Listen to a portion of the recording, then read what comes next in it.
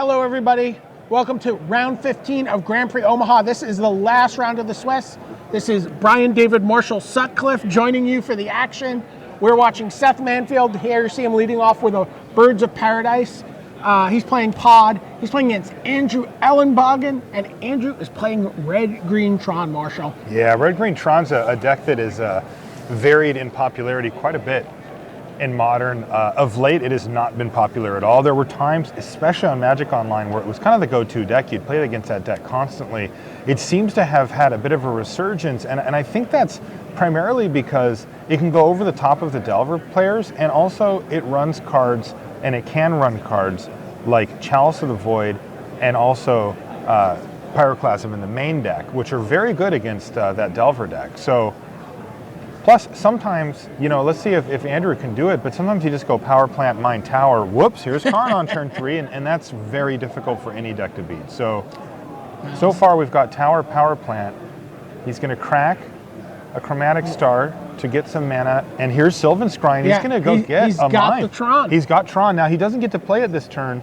He's going to have to wait till next turn, but Seth Manfield is now going to have to plan for Karn, turn 3, Wormcoil 7 Engine. mana. Yeah, he's going to have 7 mana available. Wow. But Seth Manfield's had an ideal opening. Turn 1, Birds of Paradise. Turn 2, Birthing Pod.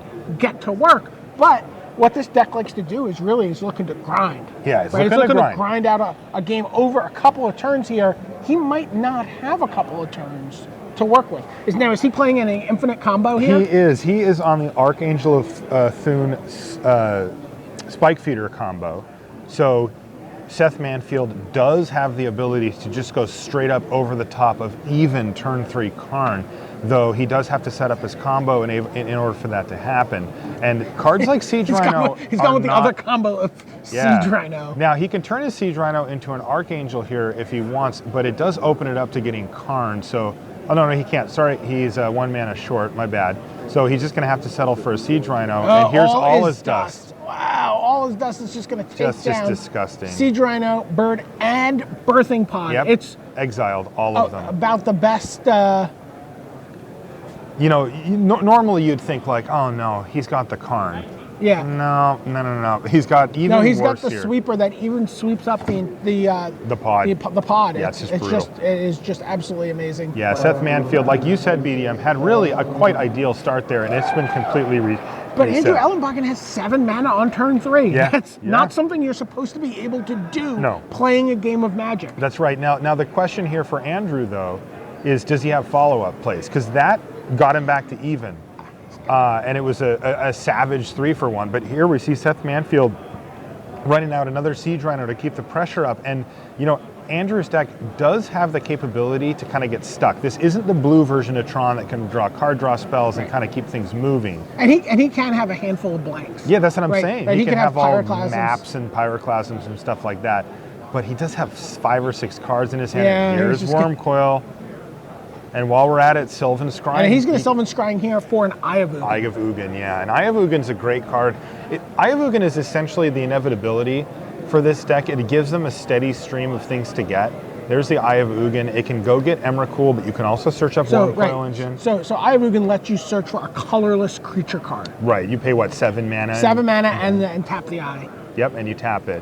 But it also reduces the cost of Eldrazi creature spells by 2. That's colorless Eldrazi creature spells are reduced by 2.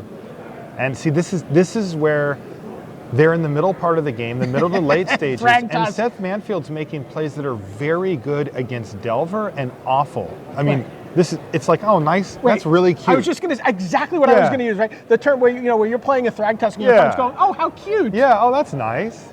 Look at the animals. Honey, look at the animals. Meanwhile, Wormcoil Engine just does whatever it wants to do here.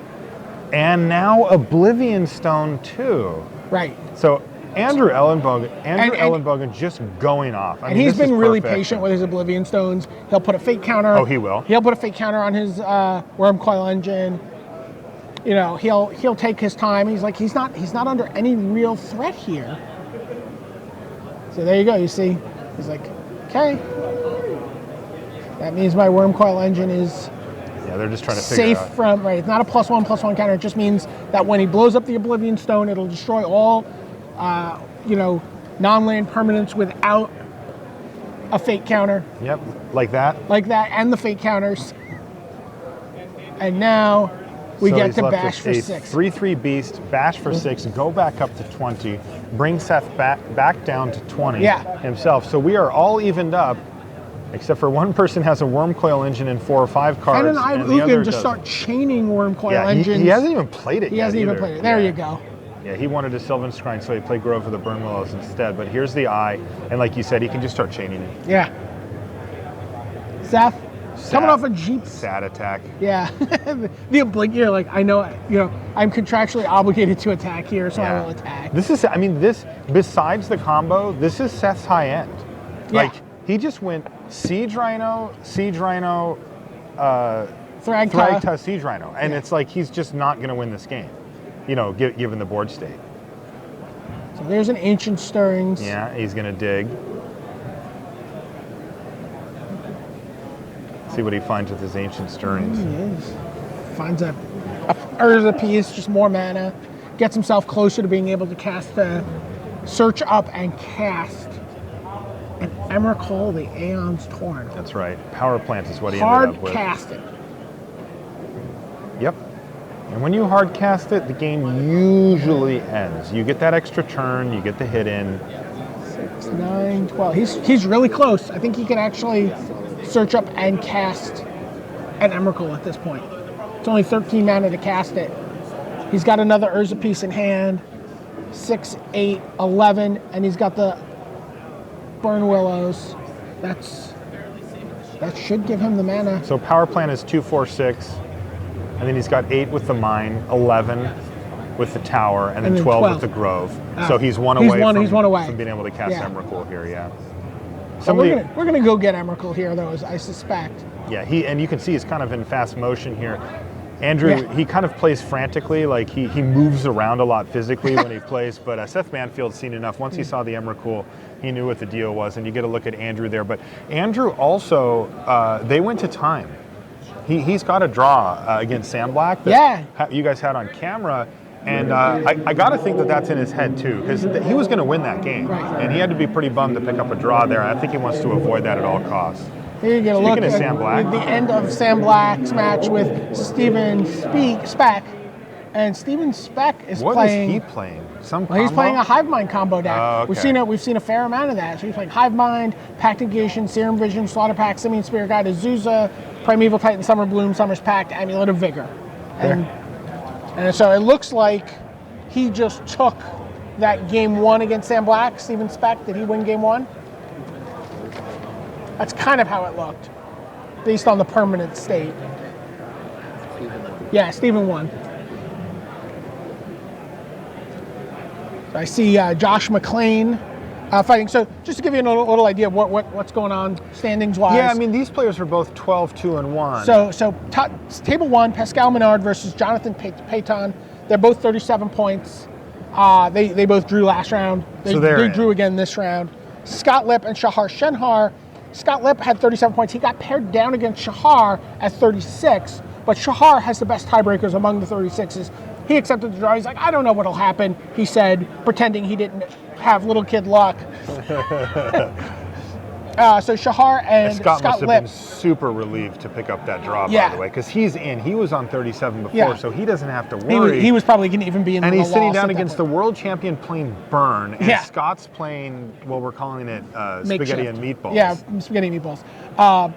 Zach Roorder and Stephen Berrios, also 37 playing 36. Stephen Berrios at 36 got the draw as well, I believe.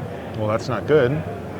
So Stephen Berrios, one of those guys might not make it. So right? Speck is on 36 points, Sam Black on 34 points. So Speck can jump to be the number 1 seed if he wins against Sam Black. Sam Black puts himself into the mix, into a scrum of 37s with a win. Mm-hmm. Andrew Elenbogen and Seth Manfield, who we have on the screen right now, are both 34 points. And again, the winner here puts themselves into that scrum. And then the final match going is Josh McLean versus Jacob Shepard. Josh McLean, honestly, he's not in it. He's at 33 points. He's bummed about it. He is on the outside of this. He effectively lost 2 win-ins in a row. Jacob Shepard on 34 points, looking to get to 37, but really, he's playing for 10th place. Some money or something. Yeah. He's playing for a top 16. Yeah, So that's rough. So yeah, definitely feel for McLean. He been a started bloodbath off thing. so well. And you know, Seth Manfield, by the way, he's been quietly coming back up the standings. This is your Grand Prix Ottawa champion. Yes, absolutely. Seth is a 3-time GP champion. Yeah. He's won in Limited, Modern, and Limited. And now Shahar Shenhar, who was also in that Grand Prix Ottawa top 8. Sam Black, also in that Grand Prix Ottawa top 8. That's right. Cross-format All-Stars. Absolutely. Team Last Trolls or Lost Trolls? Last Trolls. Last Trolls. Last Troll standing. Yeah. Like Tron. Yeah. Yeah, I you like can Team tell. Lost Trolls. I watched Andrew play. I was actually just standing down in the feature match area for most of the match when you guys had him on camera. And I think he's just a Tron player. Like, no, I talked about this a little bit. Well, here's why I think this. He's got foils and alternate art versions of all his cards. Totally. It's his deck. And that's a big hint. And also just watching him play, he's very communicative. Like, he makes sure every, there was no phase left unpassed without saying, I'm going to this, is that okay? Yeah. When he was playing against Sam, and he knows every interaction. I mean, I saw him against Sam there. He attacked with Emrakul, waited for the Annihilator trigger to go on the stack, then, because he wasn't going to win anyway, popped his... Well, honestly, he was playing for the win there a little bit, right? He's hoping to demonstrate to Sam, like, look, I have an Emrakul back in my deck that I can search out. I should explain, though, so he cracked an Oblivion Stone because, normally Annihilator 6 is enough to pretty much make your opponent concede, but Sam had like 10 or 12 tokens, and then 7 lands too. And more creatures. And more creatures as well. So what happens is he sweeps away all the non-land permanents with the Oblivion Stone, leaving Sam with just 7 lands. He sacrifices 6 of them. So when he passes the turn, he was the Steam Vents. The problem, though, is that was turn 5. Yeah. And like you said, even with Emrakul getting killed by the Oblivion Stone, it goes to the graveyard, it gets shuffled back in, and he had Eye of Ugin to search it back out. So like you said, he's demonstrating a loop saying, look, you're not going to win. Right, he was hoping that Sam would, he's like, well, maybe Sam will just scoop to me here because, sometimes players have that sort of... Well, also just because some people haven't met Sam Black yet. So.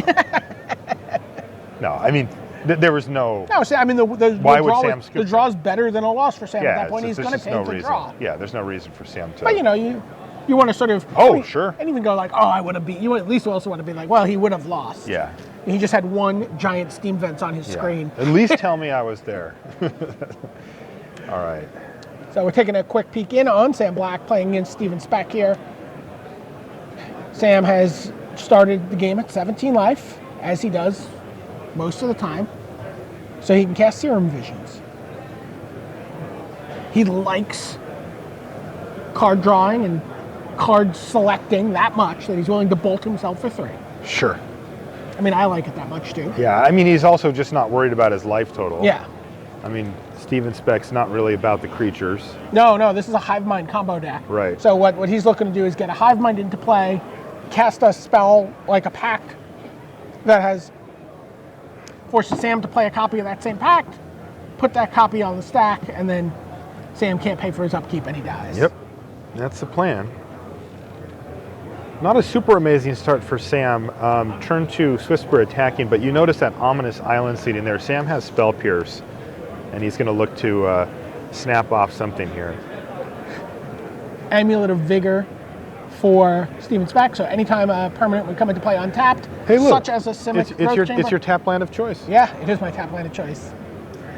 So he plays the Simic Growth Chamber, it untaps, he taps it, he taps. Oh, I like this. He taps it. He also tapped the gemstone. Yeah. And now he gets to cycle to transmute Teleria West and strand that Spell Pierce in Sam's hand, since none of this interacts with the Spell Pierce. Right. Where if he goes for Bloom or something like that, Sam's just like, nope. And probably just goes for a Pact of Negation here. I mean, we know he's going to go for Cavern of Souls. Ah. Right? That's what that Well, is? this is post-board game. That is a Cavern of Souls, yeah. And, he might be able to Summer Bloom into a Titan. Yeah, I mean, I'm not sure what his game 2 or his post-board game looks like. Let's see, he's got Kind of some weird stuff. Thragtusk, Sigarda. We'll see what he does. There you see our players mulleting in the lower right-hand corner.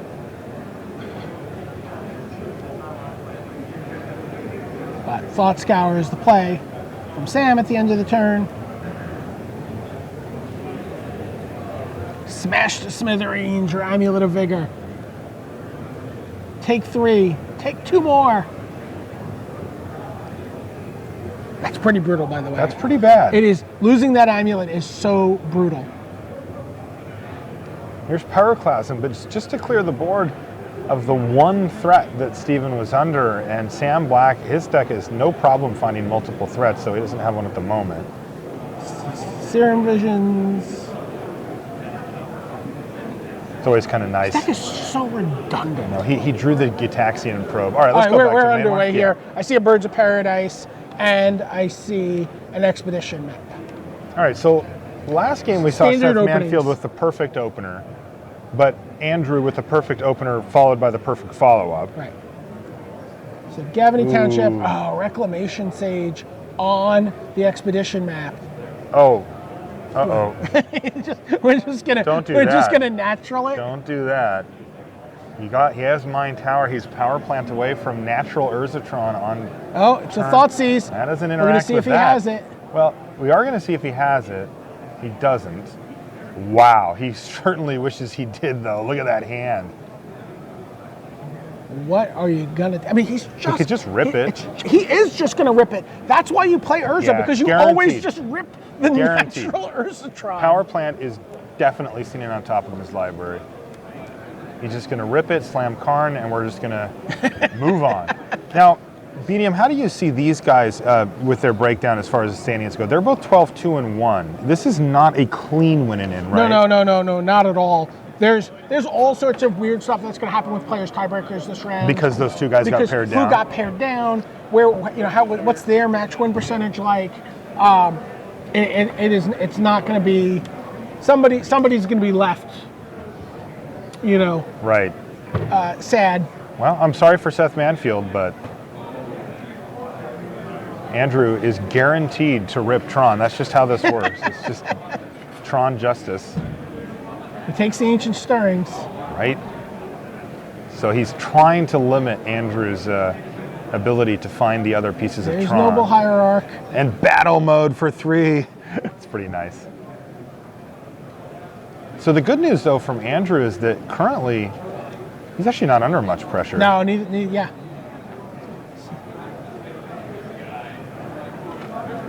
Andrew has so many ways to find that other Tron piece if it doesn't, if he beats the odds and doesn't have it on top of his library too.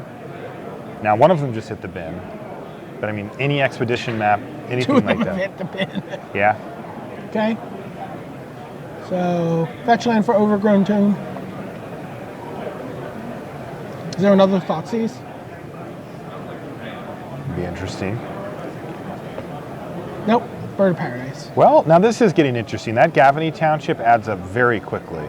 And if Andrew has to take a couple of turns to try to find the pieces. Oh, so close. I thought that was. Okay, I think he actually drew Expedition Map. But for now, Oblivion Stone's the play. That makes a lot of sense. Seth Manfield has to have an answer for this, though. He knew about it. He knew it was there. So there's just no way that Seth doesn't have an answer for the stone. Each field players were just on his way to the initial banner corner by with Dorsey. He chose to take away Ancient Stirrings instead, so what's the plan? He's more worried about the mana than he's worried about any one specific card at that point, right? No, wait, I mean, that Oblivion Stone just wipes his board. Wow, looks like he's just going to try to race it here.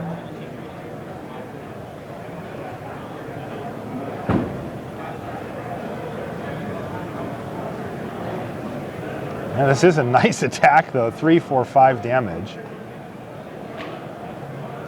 Remember, Oblivion Stone costs 5 to activate. It costs 5 to activate. There's a sphere. Draw a card. Pyroclasm right in the nick of time. That was the last possible turn. That is just massive. Is that a mine? Right, he needs no, it is he- a mine. It is a mine. He needs a power plant. He needs a power plant, yeah. But now he has a backup stone. But Seth can't kill him with that line anyway. Yeah. So this is not turning out well for Seth Manfield here, as he was going to get Oblivion Stone this turn after dealing like 7 or 8 to Andrew anyway. So and it's just land right now.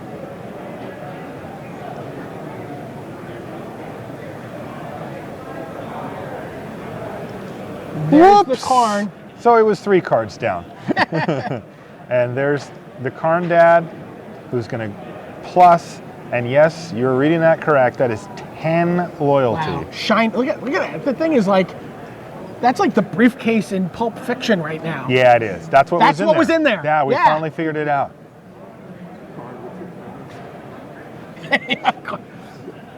Karn with 10 counters or 14 counters? Or whatever. That thing is gorgeous. Yeah, wow. I'm a little jealous right now. I'm a little jealous too, not only because he's got a foil Karn, but also because he's crushing Seth Manfield this match. This has not been close. Seth has just barely been in this. And all he can do is play a land. Okay. Karn gets a fate counter. Yeah. I love that movie. Karn gets a fate counter? Karn gets a fate counter. Right. And even a Worm Coil Engine. And I think that we're going to see this one. I think if Seth doesn't draw something to get out of it, he might just scoop him up. There's really not much you can draw at this point. No. I mean, the one thing about the pod deck is any single card doesn't really do that much. Here's the thing. Even if he goes infinite, Andrew has an out. He does. He can just... Want to play again? He's just start a new game. See if you can go infinite again. Even then, that's 2 cards for Seth Manfield. They have to be running perfects and they have to both survive. It's just not going to happen here. I would love to see a sub game or new. It's not a sub game, I know, but I would like to see a Karn game. Why is it not a sub game? What is that? Because the sub game has a very specific meaning. Okay, I didn't know that. That sets people's teeth on edge when you say it. All right. Well, these are the things I don't think about. It's a different type of game, yeah. So Ancient Stirrings. Rashad's mad at you for saying sub game. Oh, hello. Hello. Spaghetti Monster. Spaghetti Monster in effect. Seth Manfield stealing up as he knows what's coming. Oh, it's a Path to Exile. All right, so it takes a little bit of the clock out of it, but does he have a basic land to get? a lot of decks will play one just for this situation, but he might not. No, he did. There's the forest. You know what that's for? Back to nature. Nature's claim. Nature's claim. Keep saying back to nature. In case he gets what's it called, blood mooned. Yeah. He needs to have a basic. He doesn't though, because he's got the chromatic stars and the chromatic spheres. That's true. Good So point. he can actually fight through a blood moon very effectively. As long as he has the answer. Yeah. You're totally right. You are totally right, sir. 11 counters on the Karn Dad. That's not happening. Come on. Seth will scoop. Plus, it's not that great here for Andrew. Shut up. It's an extra game. Yeah, but he only starts with 2 free lands that are ready to roll when he starts the game. Here's Witness. Thought sees you. I guess you just take away Emrakul here. Yeah, he's like, I don't want to get Emrakul. He's just going to float around back into his library and shuffle him up. Well, this might take another minute, but I'm pretty sure Andrew Elenbogen is going to be defeating Seth Manfield. Now, again, this does not guarantee his top 8 slot. Come on, maximize your time on camera. Start another game. He still has a ways to go. I'm not saying it's strategically correct. He's 14. He's got a way to go. Like a whole turn. A whole turn. Oh, I am so rooting against him doing that. I mean, the thing is, he's just going to go get Elenbogen with his... With the Sylvan yeah. Scrying. I think you're right.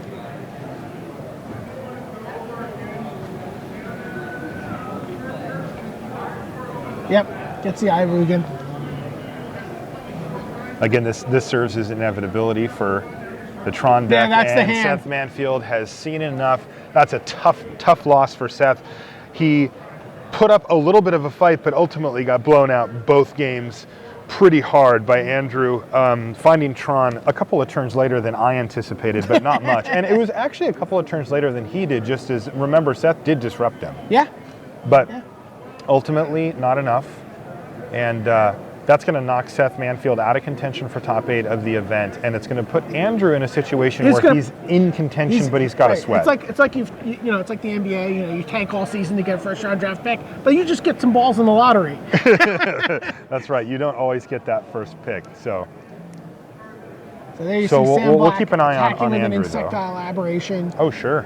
He's got a Delver of Secrets maybe ready to go, but there's a Primeval Titan resolving. This is pretty funny. That's a Vesuva.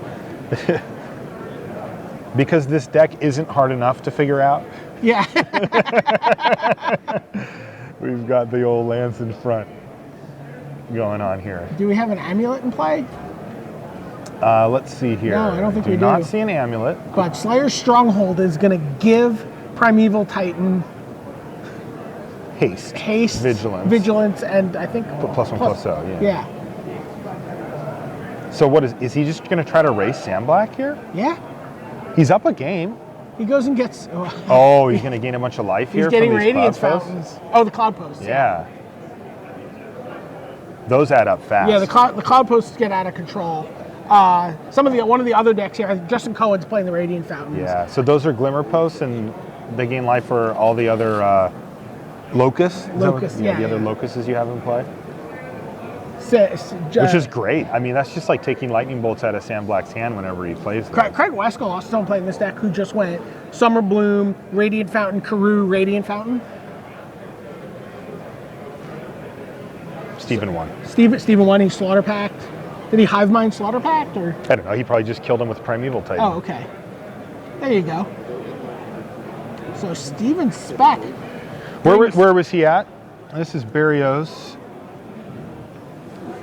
So Stephen Speck was in 9th place in this round. He was at the bottom of the stack of 36. So he's in. So he's in. He might be your number 1 seed. Yeah, because he's at 39. The other guys ahead of him are going to be at 38. The ones that drew. Yeah. Like there's going to be more than 39 that's going to be in, but 2 of the 36s got gobbled up by playing up, and that left us with 1, 2, 3, with only 3 of them. Yeah, you're right.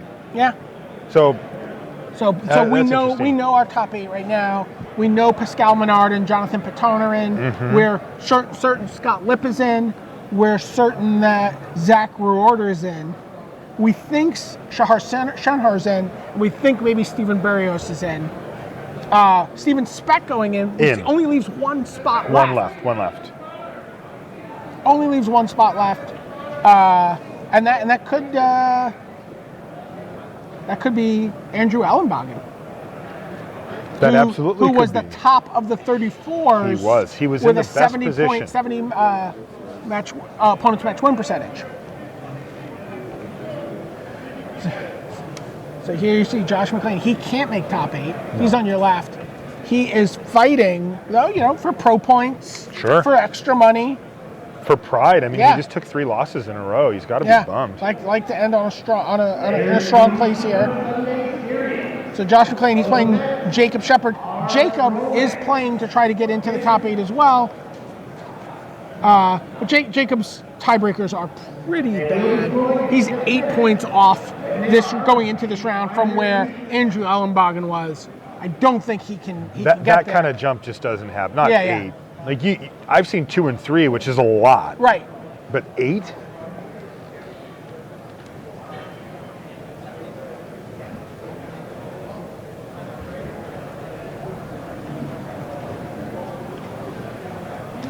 So this could be a while here. This is this little pod mirror here? Abzan pod mirror should favor Josh McLean, who has played probably.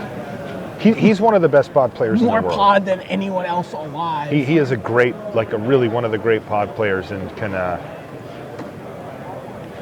certainly he's going to know this mirror inside and out. So he gets. Is he blinking Revelark? Yes, he is. Looks like an Revelark. angel. It's an elemental. Yeah. Blink. It blinks. What is its he getting ability back? Triggers. He gets back a big game hunter. Big game. Wow. which takes down an elemental token. That was all he got. And gets a wall of roots back as well. Oh, he did? Yeah. Oh, great. Got a wall of roots. Plays Spellskite. Plays Birds of Paradise. Big game hunter. Yeah. Card's done a lot of work this weekend. Yeah, it certainly has.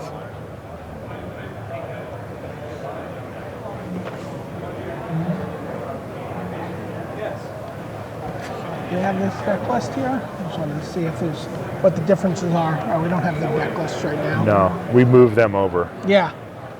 I think we left them there. We moved Rusty over. Ah. I saw the camera sort Well, of no, trundling. that was Rich Castle. Oh, it's Rich Castle. I saw the camera trundling its way over. Yeah, Rusty's on life totals. You're going to say Rusty's on life tilt. I was like, oh, I haven't seen the Cowboys. That would score. be football related. Yeah, I have no idea. It looks like Jacob is trying to get his beat down on here because he probably doesn't have many other options. And Josh is lining up some favorable blocks.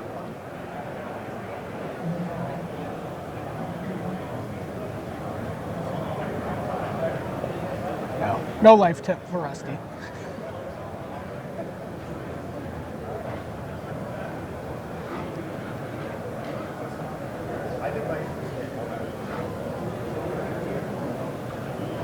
Spellskite gets in front of Red Cap.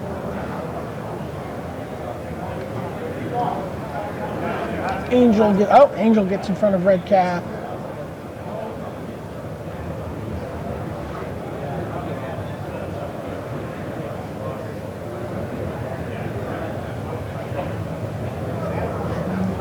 What's he scared of here?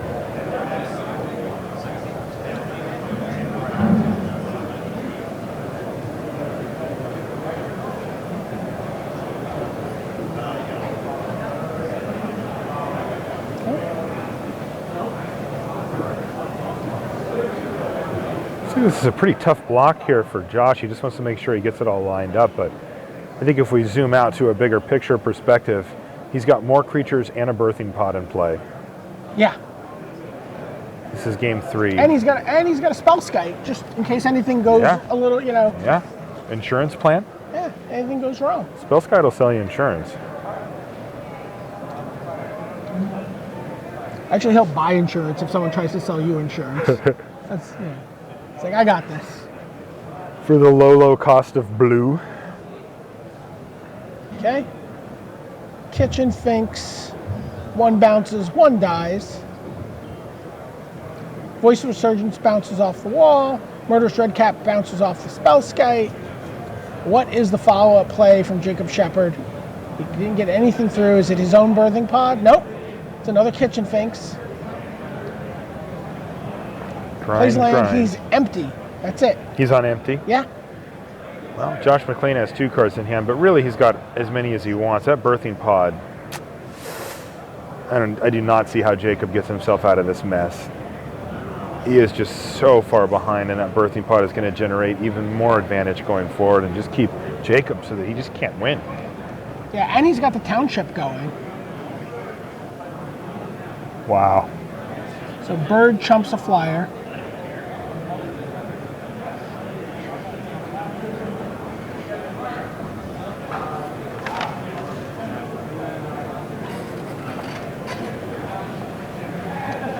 And Wall of Roots gets thrown into the wood chipper here. Yeah, but I think we might be... Oh, he's... Oh, Spike Feeder. He doesn't have the combo, though. Siege Rhino. Siege Dad. Wow. Josh McLean just has it all. Next turn, Siege Rhino turns into Archangel of Thune. And he can use just the fact that he has more creatures than Jacob to just kill him. Yeah. Downside, well, maybe not downside, but of course Jacob playing the same deck as Josh is going to know exactly what's going on here. Yeah, we don't have his list. We don't know. I mean, Jacob could, birthing pod into an infinite kill here. Yeah, he's just going to birthing pod into Archangel, go off, and then kill Jacob. Well, I'm saying Jacob could just also rip a birthing pod here, pot away. You know, I don't know Oh, that he's you're not saying playing Zealous Jacob could- Conscripts and Kiki Jiki, right? Yeah. Like He can we gain. can see him just. The problem is his infinite doesn't beat Josh's infinite. I'm saying he could kill him this turn. He can't. You just because Josh has chump blocks. No, if this turn, if Jacob Shepard drew a Birthing Pod, he could play Birthing Pod, activate it, sacrificing Murderous Red Cap, get Zealous Conscripts, untap Birthing Pod, sacrifice Murderous Red Cap, and go get Kiki Jiki, make 1 million. Oh, you billion. think he might be on I'm saying Kiki he could, Pod. I don't know that he's on. Okay, You know, I don't think he is. You're right. He's on I was- Abzan Pod. He Yeah. could have sided into, you know, like, oh, I need to have a combo to go over the Sure, top of sure. your Yeah, I combo. was thinking in terms only of Abzan Pod, Yeah, so I'm that's, like, but that's game. The only infinite combos here will be Josh McLean's. Josh McLean shows him the Archangel of Thune, and that is game 3. so good for Josh. I mean, it's tough to take those losses when they really, really count. You're playing for win-ins, but he salvaged a nice finish here. Yeah, gets a couple points, you know, win some money, Pacers trip. Exactly, and those pro points, especially for Maybe a just grinder. Pacers, or maybe just Pacers breakfast. That hotel restaurant was a little expensive. It was, but I haven't left it yet. Because they know. They saw me look outside. Yeah. And they're like, oh, bring up the cold guy menu. Surge pricing. Yeah. Winter surge pricing. Winter surge pricing. Bring up the menu for the out-of-towners, you know, who aren't used to 3-degree weather. And they hand me the menu. I'm like, yeah, well, what are you going to do? Walk outside? That's not an All option. right, poached eggs on bread pudding sounds good. Yeah, that's what you got. I did. Yeah. So do we we have a turbo match to take a look at? That I don't was think not we our- did. Did we have one over there? Oh, sweet. Okay. All right. So they're going to game 3. So Rashad's what we're gonna do is what we did earlier. We'll probably go to the turbo match as he gets that all sort of coordinated. We'll catch up to live play, and then we'll pick the match up where it is. Why don't you explain what the turbo match is?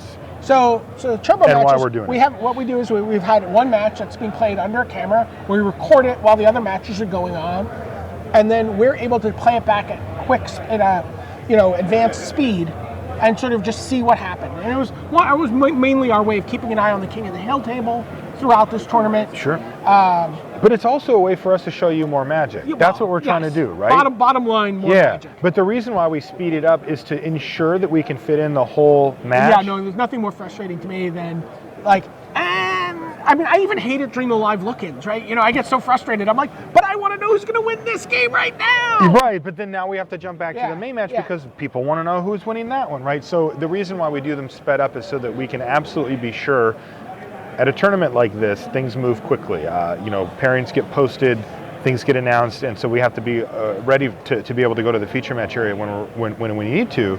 But here, with the turbo, we get to just watch the whole match. So this should be John Shaw and Eric Peters, I think, playing in the turbo match. And I think we're ready to show it. So let's catch up to the live action. You see Eric Peters playing against John Shaw. This looks sufficiently turbo-y. Yeah. And we don't know, I actually don't have the deck list yet, so I don't know what these guys are playing. Looks like Pod. It's Pod versus Scape Shift. Yeah. Old school Scape Shift. Yeah, there's that cryptic command. Have not seen a lot of those resolved over the course of this weekend. It turns out they get remanded a lot.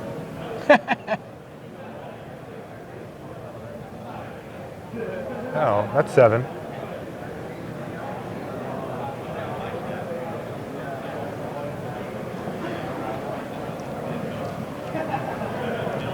Well, things are moving along quite nicely. Basically, the situation is that John Shaw just needs to find himself a Scape Shift. Yes. If he does, he just wins. Dark Blast taking out Snapcaster. Sure, why not? I don't think it was getting anywhere anyway, but it does make some. It's food. fodder for the ooze. Yeah, ooze fodder's nice. Looks like he drew a card and bounced the ooze with his cryptic, just digging once again, trying to hit. I think the ooze got potted. Oh, ooze got potted? Ooze got potted. There's 2 pods in play. Kitchen are. Finks, then Kitchen Finks got potted into Siege Rhino, and then Siege Rhino followed on top of that. So who won? Pod? Yeah, Pod won that one. Eric Peters wins. John Shaw's like, I've seen enough of your Siege Rhinos. Let's go to the sideboard. And we're underway there. You see a Spellskite, which basically turns the Valakut combo from 3 damage per mountain to 2 damage per mountain. Yes, especially when you're playing against a pod deck that doesn't really make blue mana reliably. So Thoughtseize gets remanded. No additional black mana to play it. It gets cryptic commanded. But he's effectively drawing a card every time he does this. There's Izzet Charm to keep digging.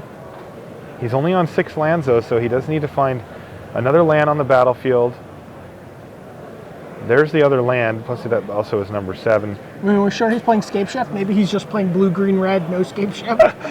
We haven't He seen did the one. same thing that the pod decks did. He's like, I just want to play value. Secure Tri-Builder, your move. No, he's definitely on Scape Shift. He needs Yeah, no, I know he is. There's Lightning Bolt. He needs to find one. I don't think he's drawn a Scape Shift for this whole match yet. And he's drawn a bunch of Electrolyze. Oh, that's This dig is through time. Dig. All right, Yeah. if he doesn't find one here, He has to have this here.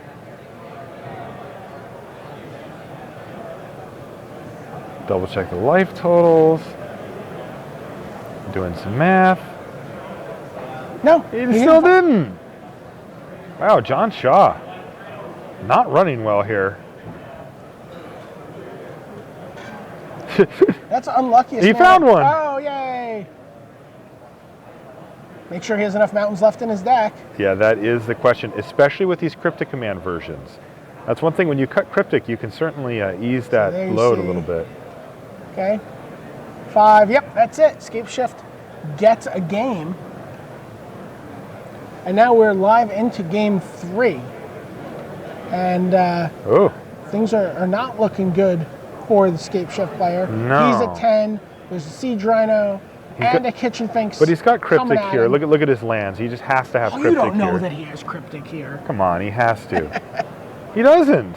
Well, he might, but he didn't use it to fog if he did. So there is Birthing Pod.